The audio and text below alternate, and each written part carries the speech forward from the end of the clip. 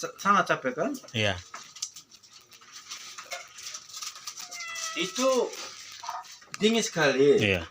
Tapi kadang-kadang saya daerah sana, mama, kakak bisa tidur karena apa? Perang sama setan. Perang sama setan. Enggak bisa tidur. Selalu saya pakai Alkitab terus doain sama perang setan. Tapi ini lungu saya terang. Enggak ada yang ganggu setan, enggak ada yang pikiran kotoran. Waktu itu yang pertama tidur, bunyi.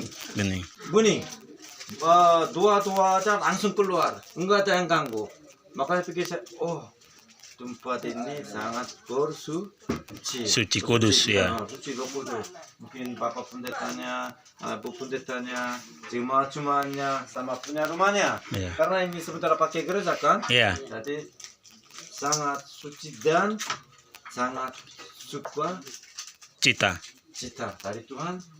Yes, makanya tadi pagi saya juga di gereja atap Tuhan pakai awan Roh Kudus turun di sini. Tuhan bilang aku ada di tempat sini. Tempat di sini sama malaikat semua banyak. Tadi pagi saya Tuhan kasih gambar itu. Anak Tuhan mama pasukan malaikat ada di tempat ini. Ya, sama dengan Tuhan. Ya. Tuhan pakai api, tapi gambar bentuknya awan. Awan. Tadi turun pagi saya makanya sangat cepat.